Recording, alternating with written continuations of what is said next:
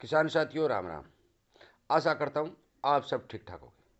साथियों आज हम चर्चा करेंगे कि 25 वर्ष से जो नीतियाँ सरकार द्वारा बनाई जा रही हैं और वो लगातार क्या कर रही हैं, उनका क्या प्रभाव पड़ रहा है, इसके बारे में चर्चा करेंगे।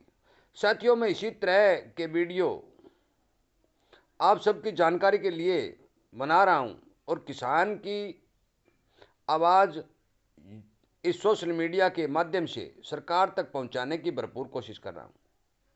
साथियों, इसीलिए आपसे विनती करता हूं कि आप इस चैनल के साथ जुड़ें, संगठन को बढ़ाएं और शेयर जरूर करें ताकि सरकार तक इस तरह की जो किसानी आवाज़ है वह पहुंचाई जा सके।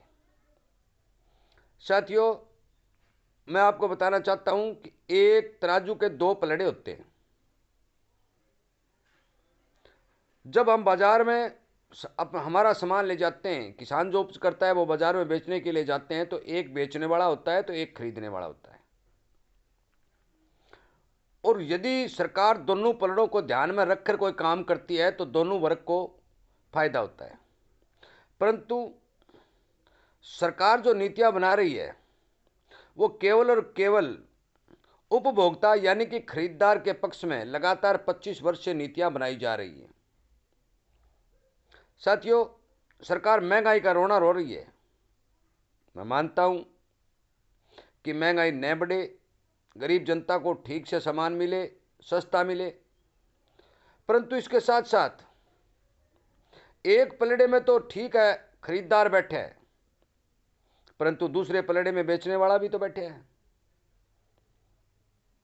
क्या सरकार ने कभी यह सोचा है कि जिस भाव पर आप उपभोक्ता को सामान दिलाना चाहते हैं उस भाव में यदि किसान से खरीद करेंगे तो किसान को क्या बेनिफिट होगा?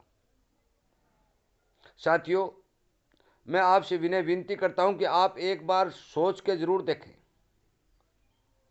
कि इन 25 वर्षों के अंदर जितनी भी नीतियां बनाई गई हैं, चाहे वो सरकार कोई भी हो,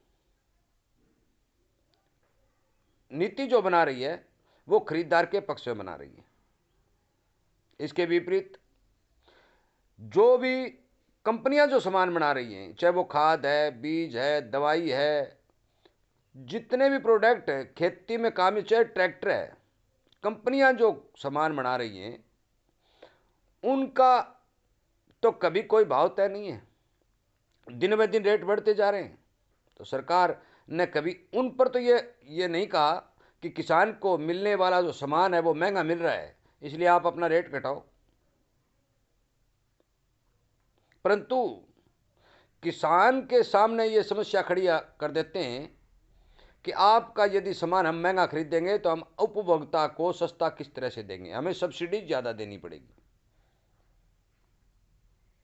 साथियों, मैं आपको बताना चाहता हूं कि लगातार इसी तरह की नीतियां सरकार लागू कर रही है। हर दर ब दर हर साल नीति बनाई जा रही है और उन नीतियों से एक ही बात निकल के आ रही है कि किसान के खेत के उपज का जो अनाज है वो किसान को फ्री में ही मिल रहा है।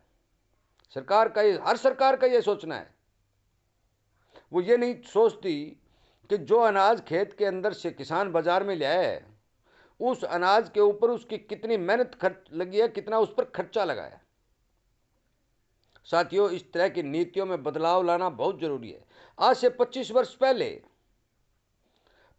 वर्ष पहले किसान को यह प्रोत्साहन दिया जाता था कि आप ज्यादा से ज्यादा अन्न पैदा करो, आपको ठीक भाव देंगे ताकि देश के अंदर अन्न की कमी न रहे।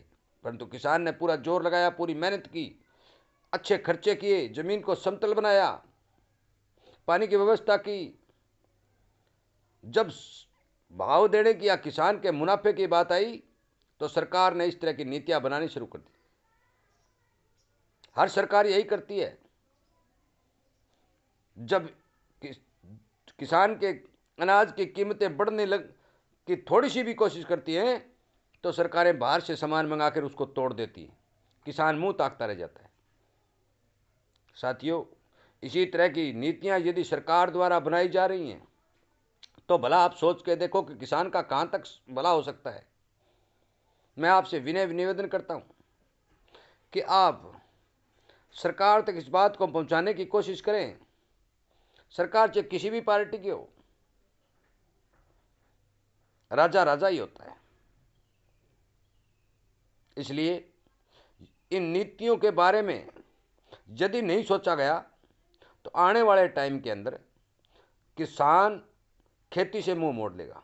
बहुत बड़ा किसानी वर्ग खेती से हटता जा रहा है और वो ये कह रहा है कि इसमें मुनाफा है ही नहीं। इसका सबसे बड़ा कारण यह है कि किसान की जिनसों का भाव नहीं मिलना।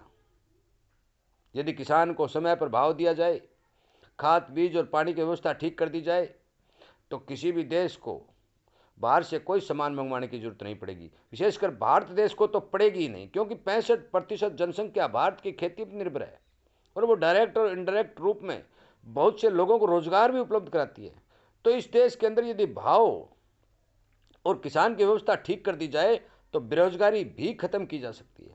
साथियों, भारत देश के अंदर सिर्फ एक ही साधन ऐसा है, एक ही तरीका ऐसा है कि किसान को समृद्ध बनाएं, उसको ताकतवर बनाएं, उसकी फसलों का ठीक भाव दें, तो बेरोजगारी बढ़ मतलब ही नहीं है कि बेरोजगारी बढ़ेगी, क्योंकि किसान का बेटा रोजगार के लिए भटकता नहीं रहेगा और वह अपनी खेती में ही काम करके अच्छा मुनाफा कमाने की कोशिश करेगा। साथियों, मेरा आप सभी साथियों से विनय निवेदन है कि सरकार तक इस वीडियो को पहुंचाएं कि आप जो लगातार इस तरह की जो नीतियां बना रहे हैं, जो खरीदार के पक्ष में बना रहे हैं, एक पलड़े में बैठकर जो काम कर रहे हैं, तो दूसरा पलड़ा खाली होता जा रहा है। कृपया करके इन नीतियों में बदलाव करें ताकि दूसरे पलड़े को भी उनके बराबर होने का मौका मिले। साथियों, कोई भी सामान तोला जाता है तो दोनों पलड़े जब बराबर होते हैं तभी वो सही बैठता है। आज एक पलड़ा ऊंचा है तो एक पलड़ा नीचे है और वो ऊंचे वाला पलड़ा किसान के हिस्से में आ गया है। इसलिए कृपया करके मेरी बात पर ध्यान दें, विचार करें, संगठन को बढ़ाएं और मेरी बात यदि अच्छी लगती है तो इसे ज़्यादा से ज़्यादा शेयर करें ताकि किसान के घर की आवाज़, किसान के दिमाग की आवाज़ या किसान की सोच की आवाज़, किसान की फिक्र की आवाज़ सरकार तक पहुंच सके। साथियों, इस मुहिम को आगे बढ़ाने में मेरा सहयोग करें। मैं हर तरह के किसान की आवाज़ बार बार उठा रहा हूँ। किसान के बारे में जो भी समस्या हैं वो सरकार तक पहुँचाने की कोशिश कर रहा हूँ। पता सरकार को सारा है, परंतु अमल करने की जरूरत है। सरकार इन बातों पर अमल नहीं कर रही है, इसलिए कृपया करके ध्यान दें, सहयोग करें और अपनी बात को सरकार तक पहुंचाने की भरपूर कोशिश करें। मेरा वीडियो सुनने के लिए और अपने चैनल को प्यार देने के लिए आपका बहुत बहुत धन्यवाद।